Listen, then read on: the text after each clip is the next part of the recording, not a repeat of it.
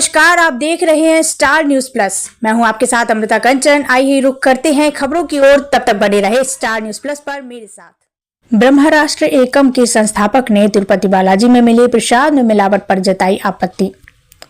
ब्रह्मराष्ट्र एकम के संस्थापक सचिन सनातनी ने तिरुपति बालाजी में मिले प्रसाद में गाय की चर्बी एवं मछली का तेल मिलने की आशंका में जो चर्चाएं हो रही हैं, इस संदर्भ में सचिन सनातनी ने अपने वक्तव्य को बताया एवं कहा कि अगर तिरुपति बालाजी के प्रसाद में मांस का प्रयोग किया जा रहा है तो यह हम सभी हिंदुओं एवं सनातनियों पर बहुत बड़ा प्रहार है।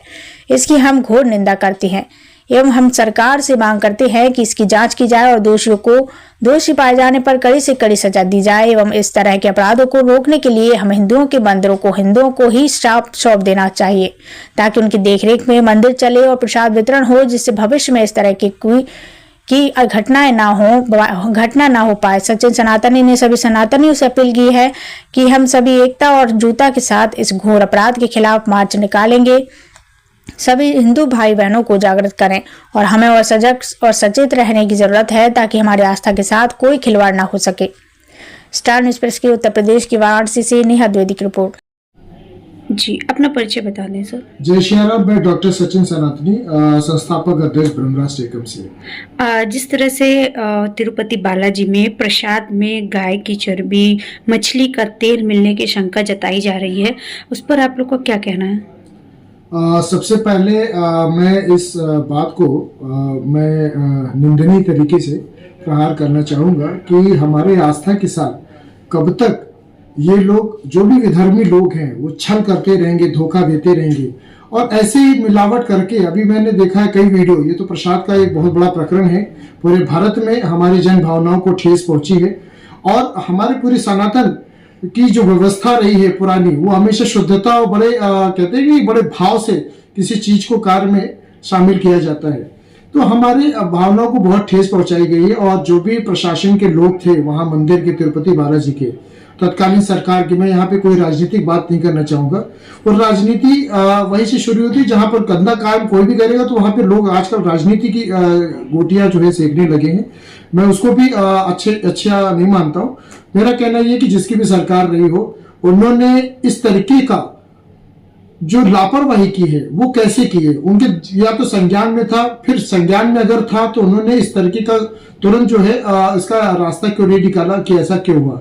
अगर किसी दूसरी सरकार के आने पर या जिस तरीके से उन्होंने नायडू ने एक बयान दिया था, उसी से पूरा खुलासा हुआ और उसी के बयान के बाद से पूरे भारत ही नहीं, पूरे विश्व में जहां जहां भी हमारे सनातन धर्म को मानने वाले या हिंदू धर्म को मानने वाले लोग हैं, उनकी जन भावनाओं को बहुत ठेस पहुंची है और इस तरीके की व्यवस्था तत्काल बंद होनी चाहिए। हम लोग इसका आगामी प्रथम सप्ताह अक्टूबर में हम लोग एक इसके विरोध की चर्चा भी करेंगे और एक यात्रा भी निकालेंगे शहर में, जिसका एक मैसेज जाए कि इस तरीके के कार्य जो है दोबारा नहीं होना चाहिए। और ये तो पाप का विषय है, इसमें तो किसी को, यहाँ तो अगर आदमी एक हत्या कर देता है, यहाँ तो ऐसे लाखों करोड़ों हत्या के बराबर ये इसने पाप किया है। इसमें अगर दोषी पाए जाते हैं तो सरकार को क्या कदम उठाने चाहिए?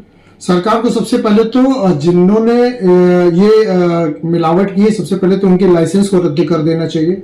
उसके बाद इसमें जितने लोग भी शामिल हैं उनको ऐसा कठोर दंड देना चाहिए। हमारे दंड प्रणाली में कठोर दंड प्रणाली भी है, ऐसे कठोर दंड दिया जाए कि जिससे हमारे समाज में एक ये मैसेज भी जरूर जाए कि इस तरीके की लापरवाही हमारे आस्था के साथ खेल करने के लिए उनको ज्यादा से ज्यादा कड़ी उनको दंड की व्यवस्था में उनको भेजना चाहिए ताकि हमारे जनमानस को दोबारा कभी ठेस न पहुंचाए। साथ में मैं ये भी कहना चाहूंगा सरकार को, हम सारे लोग जितने भी साधु संत समाज हैं और तमाम से मठ मंदिरों में भी एक आह्वान निकल करके आ रहा है कि ये क्यों ना सरकार कब तक हमारे मंदिरों को अपने उसमें कहते हैं कि अपने शासन में उसको शामिल करके चलाती रहेगी। ये व्यवस्था हमारे उसमें कहते हैं कि अपने शासन में उसको शामिल करके चलाती रहेगी। ये व्यवस्था हमारे हिंदू भावनाओं को जिस तरीके से अभी ठेस पहुंची है, अगर ये हमारे संचालन में अगर हमें देते हैं, हम अगर निजी तरीके से अपने मंदिर को मंदिर की व्यवस्थाओं को अगर हम सुदृढ़ तरीके से चलाते हैं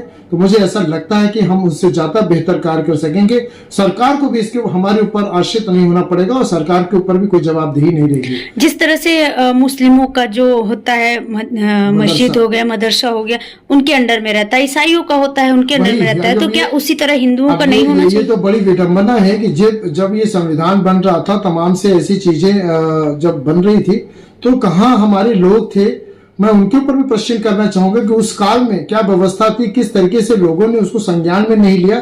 आज हमारा जो धर्म है, हमारी जो प्राचीन अति प्राचीन जो सनातन धर्म की व्यवस्था है, उसको छीड़ करने का हमको लग रहा है कि कुचक्र किया गया था। और इस कुचक्र से सरकार जिसकी भी है, मैं माननीय प्रधानमंत्री जी से भी ये निवेदन करना चाहूंगा आपके इस चैनल के माध्यम से कि जो भी हमारी की मंदिर व्यवस्था है, अगर आपने मदरसे को और चर्च को अगर आपने उनको कंट्रोल के बाहर रखा तो मंदिर को भी मेरा सादर निवेदन है कि आप इनको कंट्रोल के बाहर रखें, ताकि इस तरीके की अनैतिक क्रियाएं और इस तरीके का अपराध जो है वो दोबारा भविष्य में ना हो सके।